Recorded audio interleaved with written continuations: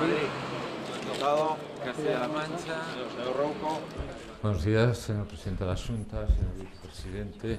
Bueno, compañeros, no hace falta saludaros una vez más. Justicia. Únicamente decir que los presidentes de estos tribunales de justicia de España, en un determinado lugar, para una ocasión específica, en definitiva, de representación y de relación con las demás instituciones. En A Coruña, la sede del tribunal, hoy estamos en la capital política de Galicia. En Galicia, en España y fuera de España, Santiago significa algo más que algo diferente de esto. Sin embargo, seamos conscientes de que tenemos la responsabilidad máxima de las actuaciones de representación. Esto hará útil a la institución.